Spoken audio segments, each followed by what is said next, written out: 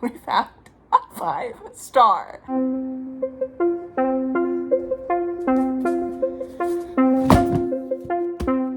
Hello friends, it's been over a month since I've read a 5-star book. And one of those 5 stars was Dark Water Daughter by Hannah Long. And I just got my final copy in the mail and I just wanted to use this excuse to show it off because look how beautiful she is.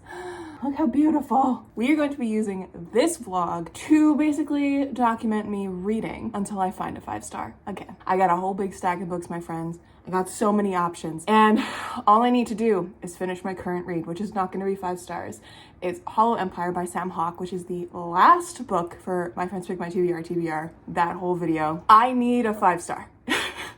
I need a good page turner. I need one that I feel like I cannot put down. I have 2 library books, including 3 more up here that I could read as well. I have Ink Blood, Sister Scribe, and I also have Restless Truth by Freya Marsk. And then yesterday I went to the bookstore and I picked up these 2 Riley Sagers because I have yet to give a Riley Sager 5 stars, but I love his books, his 2 that I have read. I've really enjoyed the reading experience. So I picked up these 2, House Across the Lake specifically because it's the one that my friends like the most, because one of my friends is currently on a Riley Sager binge and she's like ranking them every time she reads a new one. She's like, oh, this one's very good, this one's amazing. And my other friend was like, yeah, no, this is the best out of all the Rileys I've read. So I'm like, okay, best shot is going with the one that my friends think is the best. And then also his newest one, which I couldn't pass out because this is a like Lizzie Borden style vibe. When I picked this up and I read the back in the bookstore, I was like, wait, Lizzie Borden? Oh my God, I got so excited. So I had to pick this up as well. It's not quite like living through the Lizzie Borden. It's about a woman who's looking after someone who is a Lizzie Borden figure when she's in her 70s. So I'm so excited about this because it's like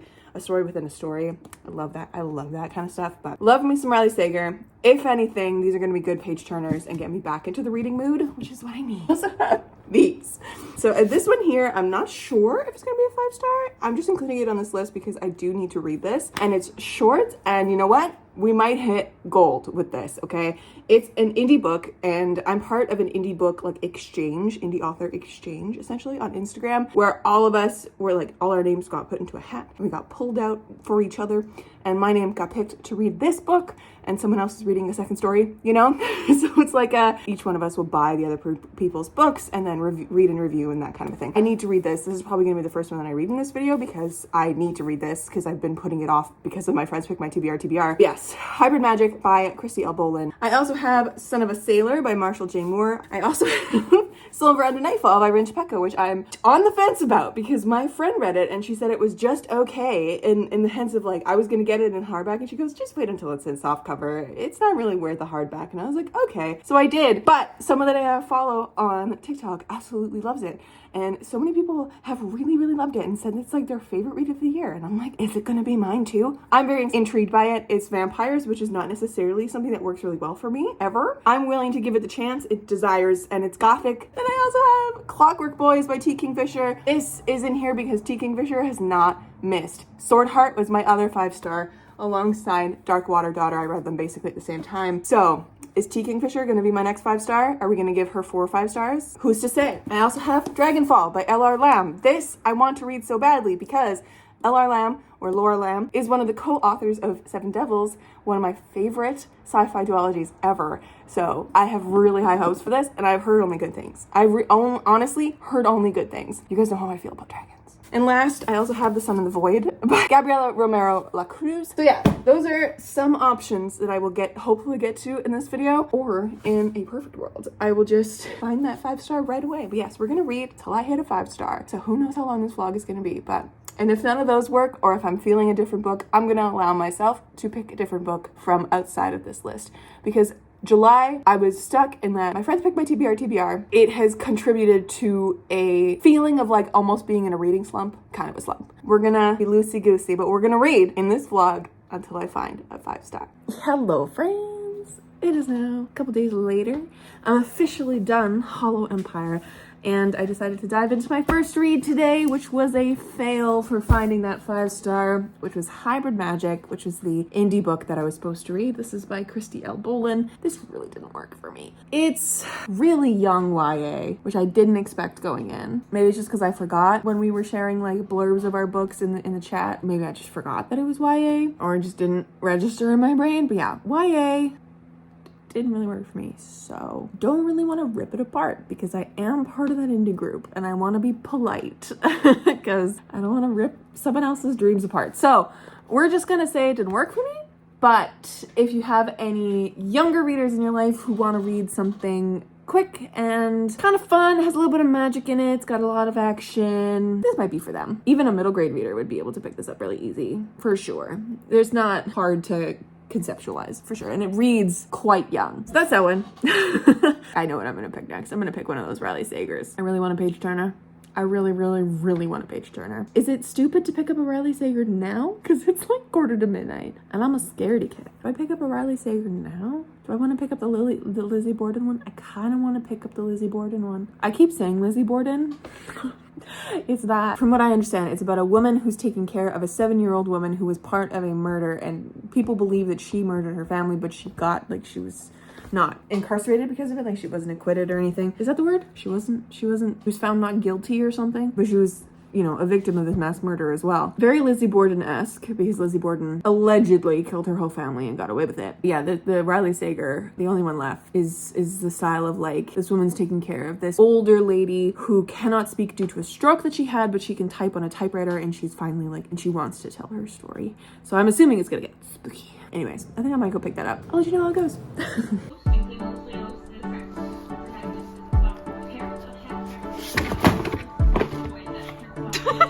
Oh no. Well, I got it.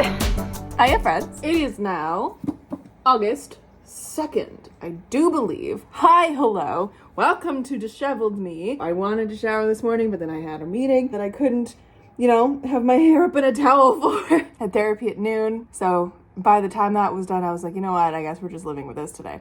So, hi. I finished The Only One Left by Riley Sager last night. This is not a 5-star, but I fucking loved it. It was so much fun. Oh, this was so fun. So fun. Is it good as a thriller? I don't know. I am not a thriller reader, but I will say I was not disappointed by the ending, like I usually am with thrillers.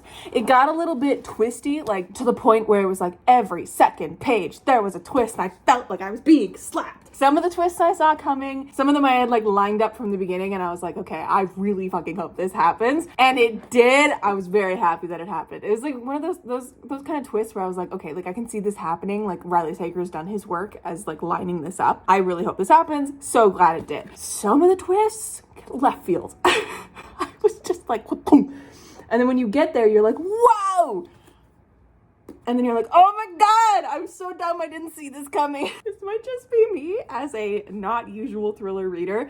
So I will leave anybody here who's a regular thriller reader, if you've read this, tell me if it's actually a good thriller or not, because I don't know, I really enjoyed it. I had a great time. I do wish that some of the middle stuff was cleaner and just like trim out the bullshit kind of a thing. Like there was a lot of waffling in the middle. Not like actual waffling of like, the plot has nowhere to go. No. It was literally Kit trying to piece things together and get things done. But like people just kept being like, no, Kit, shut up. And like the detective being like, Kit, you're being very problematic, and Kit being like, fuck off, like I'm trying to get things done and you're not listening to me or anyone else just because you think I'm a murderer. Fun fact. But like, whoa, what an ending. I almost like want to reread this because I feel like I stopped paying as close attention at like the halfway mark because of the waffling. I really, really enjoyed this. There's so many twists and turns. There's so many little intricate details. I really liked this. This is the kind of thriller that I like the uncovering what really happened that night story where you have like the perspective where you're going back in time to that night. Oh, I find it so juicy. And I know like one of my friends doesn't like a dual timeline thing. writing. So she might not like this Riley Sager as much as the others because she's one of the Riley Sager ones in my friend group who like has read a bunch of his books recently. But I really do. I love when that timeline thing is done really well. And this twist on it where it's like the woman is telling her story slowly because she's physically incapable of doing any faster than she can type with just one hand with the help of the care nurse to like hit the return button and like run the typewriter back, right? Because you need two hands to run a typewriter. With that, it's like adding suspense because she's also like a low-key novelist, this lady. Like she is just reveling in the details. And it actually becomes known that like through this, like, as a kid and as a young girl, she wanted to be a novelist. And so like you can see that in the way that she's writing. And there's other reasons as to why her writing is so like lush and stuff that you uncover in here. But I really like that aspect of it, the addition of the typewriter. Yeah, it was great. Oh my God, there was one twist in here that I was like, what if this was the thing? And it was, and I lost my shit. I was laying on my couch. I was like, I can't believe I figured it out. I get so proud of myself when I figure out twists and thrillers, y'all, because I don't have the brain for like mystery and thriller stuff where I can like decode things really easily. But like if the author is spoon feeding me stuff and I'm like theorizing randomly, I don't usually theorize, but when I do and I get it right, I'm so proud of myself. I'm not even mad if it's predictable. Like I want to be able to figure it out like everyone else does. So I'm happy when I do. Anyways, this was fantastic and definitely a page turner, but it was not the 5-star. So we continue our search. Hello friends! I'm off to the lake this weekend, so let's do a reading update. I really hope you can hear the sounds my air conditioner's currently making. God. This weekend, I'm taking 4 books with me to the lake, and I have hopes for like 2 of them, maybe 3. Could be possible 5 stars. But actually I'm taking 5 books with me to the lake because I have to finish my current read, which is Silver Under Nightfall by Rin Chupeco. I am loving this so much. It is so close to a 5-star. It's just not giving me that feeling of a new favorite. I'm thriving though. It's about Remy, who's this vampire hunter, and he ends up getting embroiled with these 2 vampires, and it's like polyamorous, and they're trying to figure out also why there's someone going around infecting all these other vampires with this rot that is making them capable of mutating after they die for the second time, I guess, because they're vampires. Die for the second time, they mutate, and every time they die, they just keep mutating and becoming more and more feral, more and more animalistic, more and more dangerous. So, in an attempt to save both vampires and humans, because like that's terrifying, they go and they try to figure stuff out, but it's also polyamorous. And I'm thriving. Truly. It's gay, it's bisexual, it's polyamorous. I'm eating it up. I was up till 4 last night, this morning, reading this. I'm on page 341. I was gonna stop at page 100 last night and I just couldn't put it down. So this one is coming real close to that 5-star mark. And honestly, it's this last chunk here. If this last chunk blows it out of the park, it might even be one. Who's to say? I'll let you know when I get home from the lake. But if it's not, I have some other options. I'm bringing these with me. So I'm bringing Clockwork Boys by T. Kingfisher. I also have Red Rising, which is for a video. It's not gonna be 5 stars, I can tell you that right now. I've already read it. This is a reread. But I also am bringing P. Djeli Clark's Ring Shout, which I love P. Djeli Clark's novellas. He's got incredible rating. Don't know if I've ever rated anything of his 5 stars though, but who's to say? Maybe this one is it. It's little as well, which is why I'm bringing it. And then I'm also bringing Dragonfall by L.R. Lamb. I have such high hopes in this one, but I'm trying to keep my hopes really low because like there's mixed opinions about this online. Who's to say? But yeah, I'm really excited to dive into this. These books are gonna be great no matter what. I hope I enjoy all of. We'll see, and I'll let you know how things are at the end of the weekend. Hello friends! All right, so I am home now. So we're gonna do a reading update because I read 3 books this weekend and none of them are 5 stars. One came so close though. So close. It's just not quite that new favorite flavor. You know, I had so much fun with this book though. I highly recommend it. I don't know what it is. I've talked about this book now in like this vlog and in my reading vlog that I'm currently filming for this weekend. This was just so much fun. Action in here is so good. The action in here, so good. This is how you write love triangles, my friend. You just make them all love each other. And then you give us spicy, sexy scenes with them all together. Because, oh my God, I wasn't expecting that in here. It did get, like, it wasn't like super graphic sexy scenes, but we got more than I thought we were going to. I thought we were gonna get a lot more like closed door stuff, but we did get a little bit of closed door stuff. Like the way it was framed, it would be like kind of after and like before, and it was just framed a little bit where you kind of like missed the actual, like if you were reading a romance book, you'd get all of it kind of a thing. But the spice in here was so great. I really, really liked the lore in here. I'm so interested about Remy and his father's relationship because like there's some stuff at the very end of this, no spoilers, but there's some stuff at the very end of this that is discussed between Remy and his father that intrigued me so much as to why Remy didn't go and tell Xiaonan and Malik about it. And I'm so intrigued as to how like his father and him are gonna like be in the next book. Like, I need to know. Yes to this. I also want more Elke, who is Remy's like best friend. I want more of her because she's so good. But yeah, I think some of my favorite stuff in this was the descriptions of the action and like the fighting scenes because it was just so well done. The Geralt flavoring of Remy in here, exceptional. Like literally at the beginning, I don't know what it is, but Remy has this weapon called Breaker, and it is like 5 weapons in one. It's insane. I don't know what it looks like. I don't know. But it sounds insane. He's got this one move that he does that like acts as like a shield type thing to keep things away from him when he's in a fight. And he has like a knife chain, he calls it. Every time he pulls out the knife chain, I was sitting there like, this is so sexy for no reason. Like he's just, oh my God. This whole book, bisexual nightmare, because every single person in here sounds so sexy and is so sexy. Like dead on the floor. This was amazing. So this is definitely getting like 4.5 stars. Like it was perfect. I just didn't have that flavor of a new favorite, and I'm not sad about it, but I'm a little sad about it. I'm not actually that sad about it because I had so much fun with this.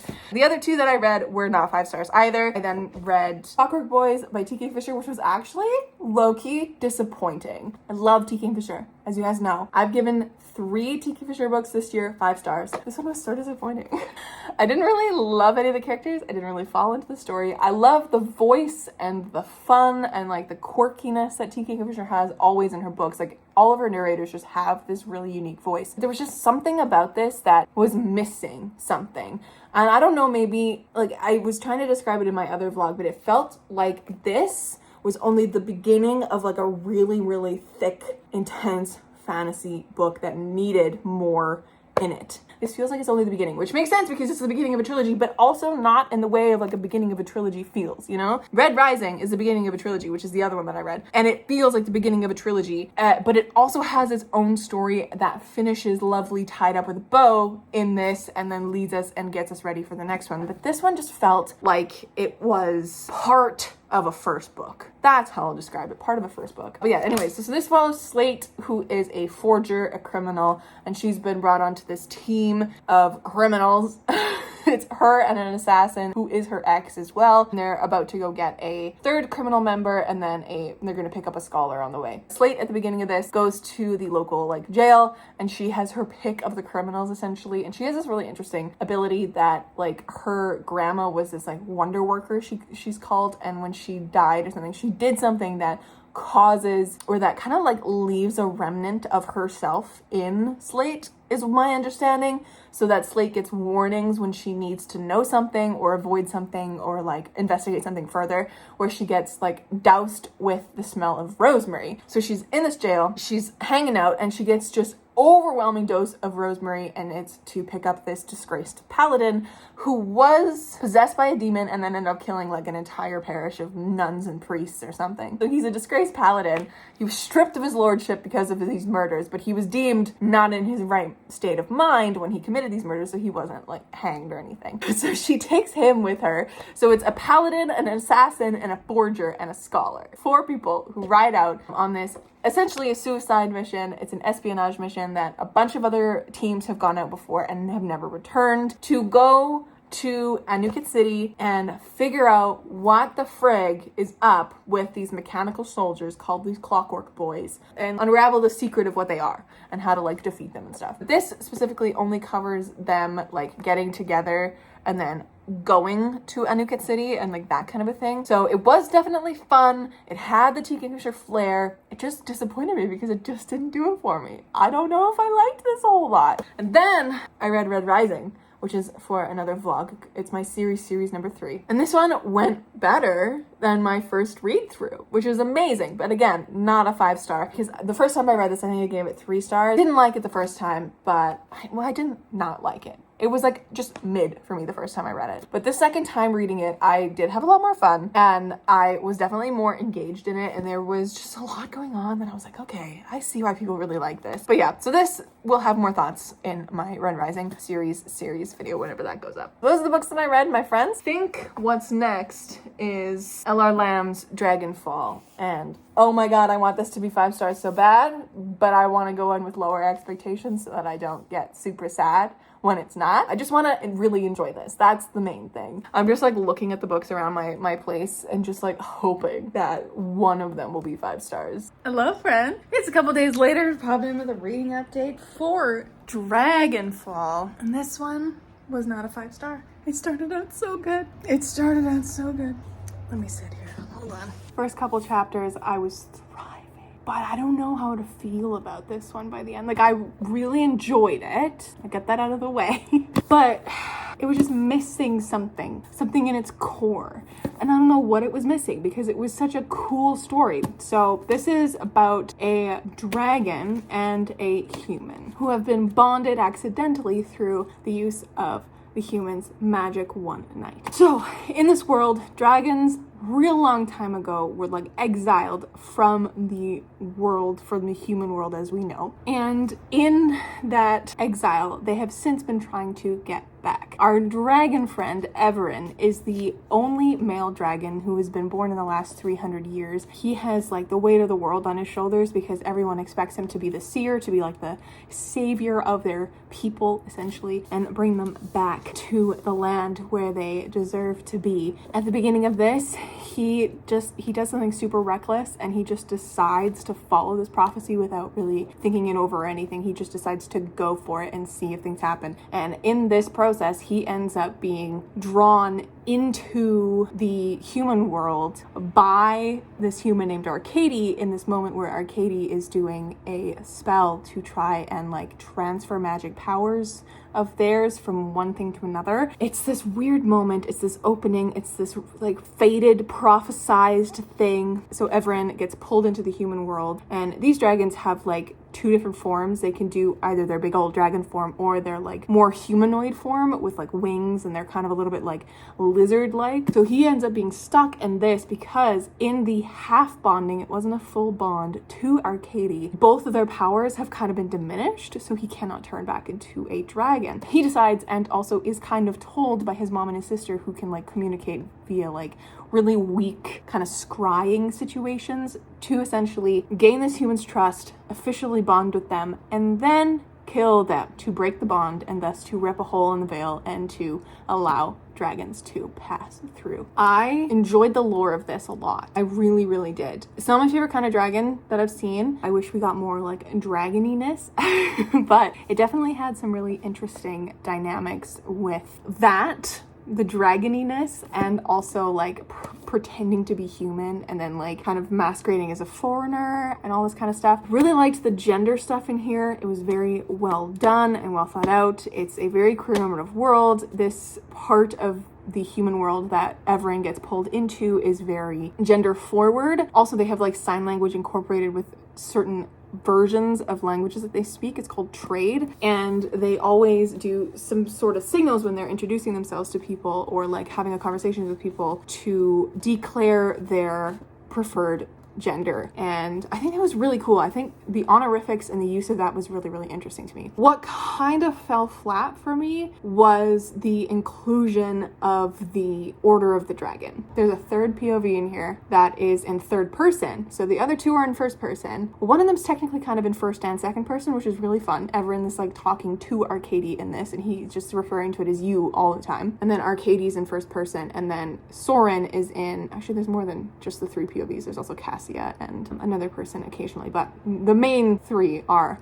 Arcady, Everin, and Soren. And Soren is part of this order. She is a knife, essentially. She was raised by the order by this person called the Magnus. He basically controls her. It's kind of creepy. It's a creepy relationship, in my opinion. I just didn't really understand that POV and that side of things. I didn't understand their motivations and how that really connected with everything. Because at the end, they say something that, like, we did this, we saved the world. And I was like, you really had nothing to do with it, though. Like, it wasn't you at all. Like, they're Delulu.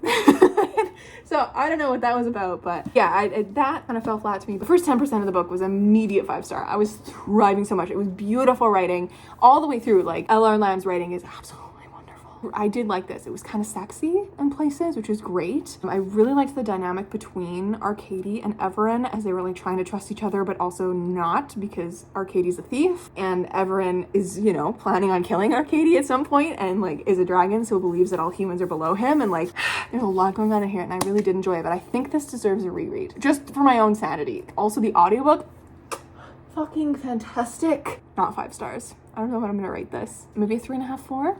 We'll have to put it through Compile and see, but yeah. I don't know what to read next, other than my continuation of the Red Rising trilogy. So I think that's what I'm going to do next. I will let you know if either of those end up being 5 stars. Who's to say? Who's to say? A lot of people have told me that Golden Sun is their favorite of the trilogy, and it's like the best book that Pierce Brown has written, which I'm very excited about because that means a second book in a series is good. Iconic. But anyways, that's what I'm going to read next. I'm going to come back to you after I've read Golden Sun and Morning Star. And after that, if neither of them are, I don't know what the hell I'm gonna read, but we'll see.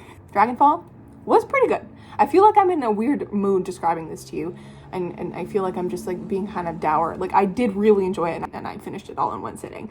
So definitely readable, definitely awesome. The disability rep in here is fantastic. We have multiple deaf characters. We have a physically disabled person as well who has a very hard time talking through, like, I think it was described as atrophied vocal cords. Very interested about that. It's Soren. So yeah, I'm very interested to continue with this trilogy and like get more information about it. And once the second book is out, I'm definitely going to reread this before I go into the second one, just so that I can really get all of the Dragonfall world. I'll catch up with you when I'm done the next two. Hello, friends. It's been a hot second since I last talked to you, and I wanted to pop in. I have reading updates, and they're not fun.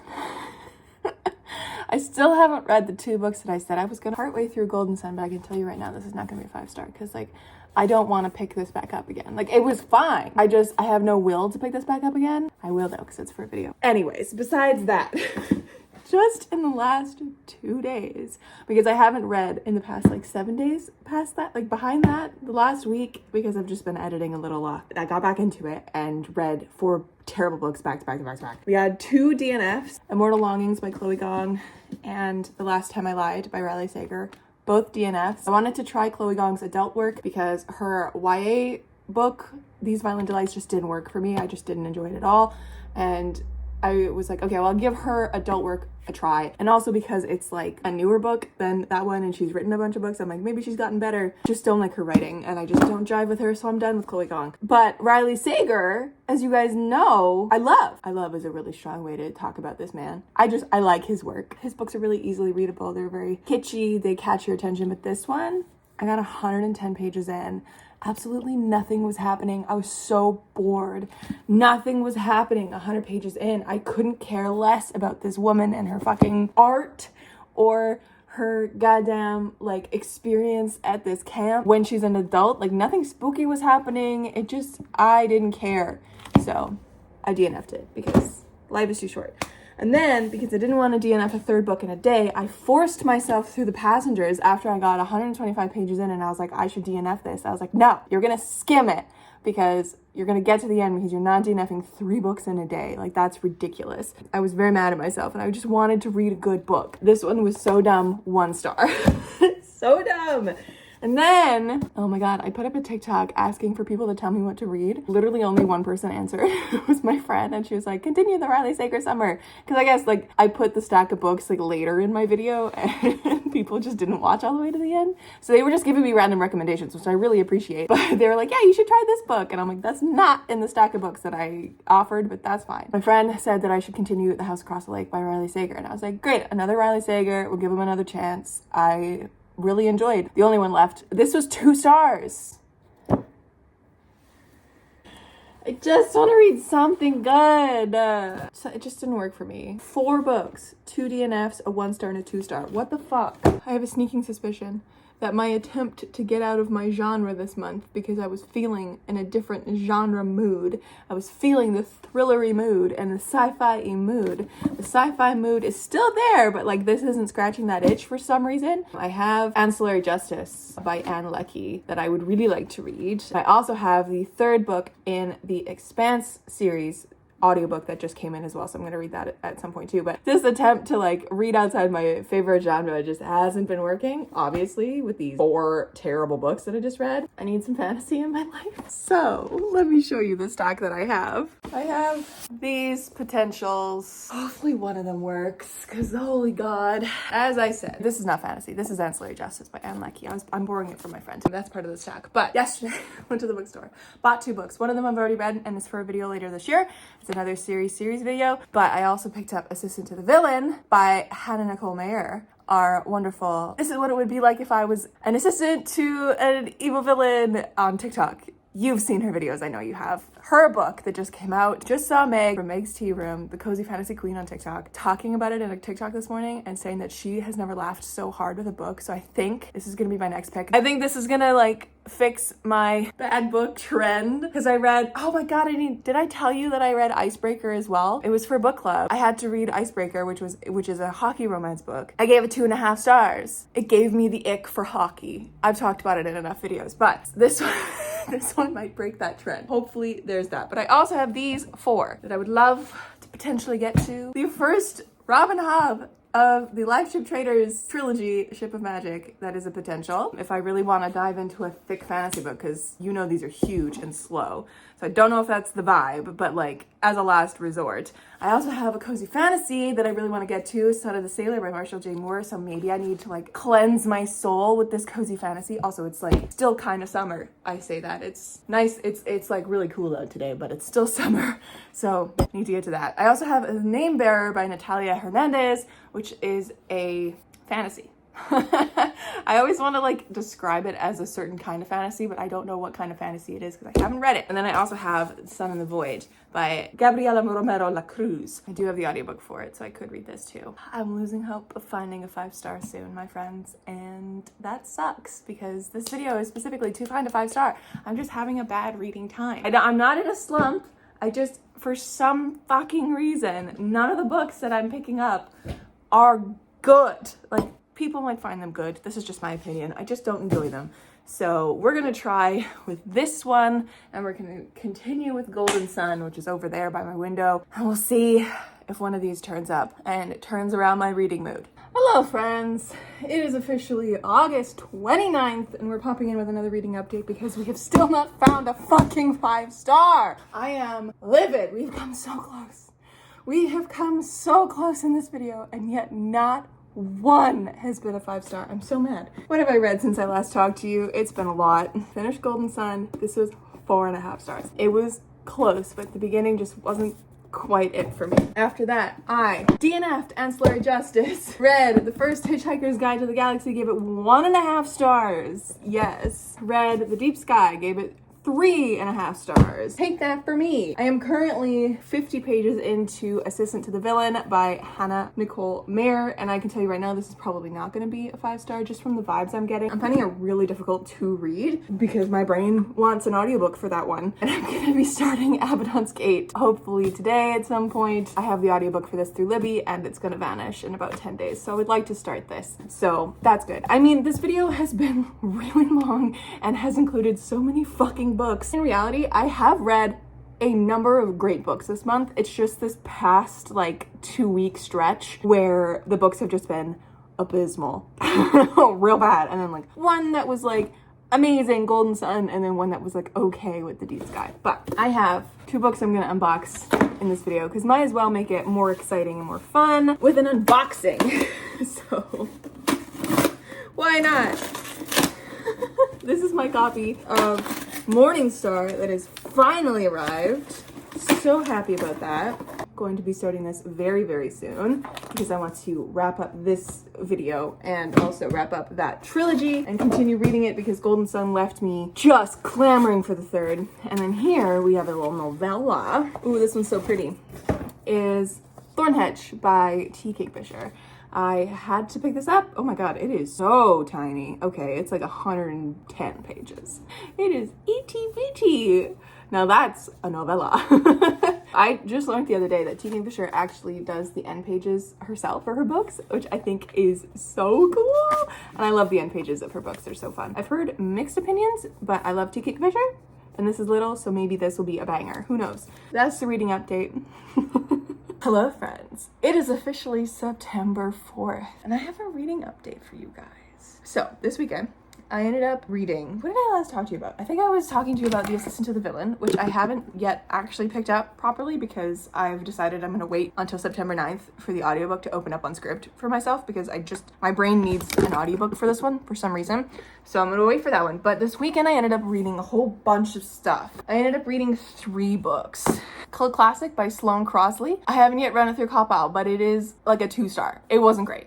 Then I reread a book, which is now my dilemma with this video because I've started another video where I am rereading 5 stars and rereading favorite books of mine to see if they stand up as 5 stars. And this first one here, Legends and Lattes, is a 5-star. But this video specifically was reading until I find a 5-star. And in my head, that was a new 5-star. I didn't want to reread anything to count as a 5-star because that's in my head. I was like, that's cheating for this video. Not cheating in life, just for this video specifically. But this was a 5-star. But then, this bad boy right here, I think is a 5-star. I think we did it. I think we did it. I haven't yet read it through Cop Out, but oh my fuck, this was so good. I have not felt this way reading a book in so long. I read this entire 600-page fantasy novel yesterday without stopping. I couldn't put it down. It gave me a headache halfway through the day because I was like, I have been staring at these pages so intensely that I literally have a headache running across here. I was also very smoky, so that wasn't helping. And then I started crying around the 350-page mark and didn't stop until the 425-page mark. I think we did it, my friends. I think we have found our 5-star. Because this is definitely a new favorite. Like, favorite of the year so far. Like, I'm so pleased. We fucking did it. We found a 5-star. September came in and was like, hey girl, I heard you've been struggling. First of all, let me struggle some more with Cult Classic. Because I have very few feelings about this book, and that's not a good thing to say about a book. And then I was reading this book, I'm like 200 and some odd pages into this, and I have very few feelings about this one as well. Also not a good thing to say, it might be a DNF. And then I reread Legends and Lattes and was living my very best life, and then the universe was like, here, have this gift. And oh my fuck, this was so good, my friends. Okay, so this is about Mamoru and his mom, Mizaki. And they are of the Matsuda family. And this is dark as fuck, okay? If you like the Poppy War, and if you like Jade City, and if you also like the magic and the, like, earth, air, fire, water bending systems of Avatar: The Last Airbender, read this. Read it. It's gonna rip your soul apart, because it ripped mine apart. And it was fucking amazing. Like, from page, like, 10, I was in. I was hooked. Couldn't put it down, and I read it all yesterday. I don't know how many hours I was reading this for. 8 maybe, because it's chunky. I had the audiobook, I was like zooming. This book was so fucking good, my guys. So it follows Mamoru, who's 14 years old, and he's this little warrior kid who's been born into this warrior family who is very, very, very powerful. They can make these ice swords called the Whispering Blades. Only a few of them can, and only a few of them can master the Whispering Blade. And he's trying to master it. His father's trying to teach him, and he's just not getting it. But he's also one of the most powerful of these ice benders, if you will, out there. This little kid, so fucking powerful and so intuitive with his powers, which is really great. And then Mizaki, his mom, is secretly a warrior woman from her past. And she's just a housewife now. This book was basically all about, it's Mizaki's story. This book, you also get like Mamoru's like growth and story as well through the first chunk of it. And it's beautiful. It is beautiful. This is exceptional. On the back, it has Rife with Magic and Heartbreak by Forward Clarion. Yes. It also has fantasy and martial arts aficionados alike should enjoy this emotionally supercharged novel about love and loss, which pierces readers' hearts with the precision of a samurai's razor-sharp blade by Blue Ink. It's a starred review. Yes. Yes. We fucking did it, my guys. This is a 5-star. This was a new favorite. I love this book so fucking much. Like the feeling that I was getting when I was reading this, I have not had that feeling reading a book in so long, where I couldn't put it down. I could not physically put it down. I was walking around my cabin with my nose in the book, doing stuff, and like, you know, like, and my dad was like, "You good?" And they were watching a football game outside with some neighbors, and I was just on the couch sobbing, you know. It's like, the sporting event was happening, and yet I was inside, away from the wasps, away from the smoke, and away from them, sobbing over a fantasy book. We fucking did it, my guys. Oh my god, we fucking did it. We found a 5-star. I am so pleased. I'm so pleased. I'm gonna grab everything that I've read in this video that I can remember. I've been piling them up slowly, so I should have them all, except for a couple library books, and we're gonna just sit here and marvel at how long it took me to get here. So many fucking books, my friends. Actually, hold on. Let me pull this towards me. So, I don't even remember the order of the books that I've read them in. Not really. So, started with Hybrid Magic. 2.5 stars. Read The Only One Left. 4 stars. Looking Up. And then 4.5 stars with Silver Under Moon. Under Midnight. Under Nightfall, something.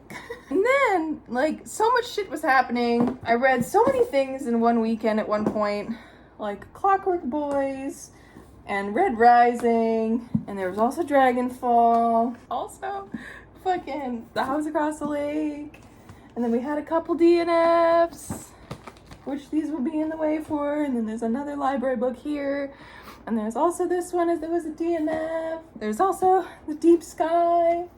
Look at this fucking stack. And then there's also this Bad Boy, which I'll put here because it's big. And Cult Classic. I think we're missing 1 book, potentially. Maybe 2. I don't know. But this is how many I've read. This is what I've read in the past chunk of time. All to get to this beautiful baby right here and finally get our 5-star. It took us so long.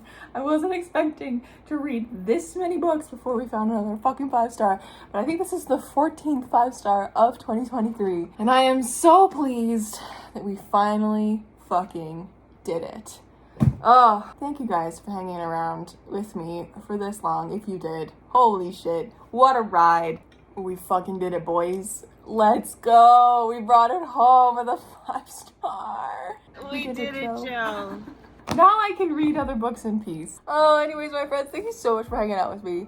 Seriously, what a video. What a feat. What a month. Holy bananas. I will catch you in another video very, very soon. Stay kind and keep on reading.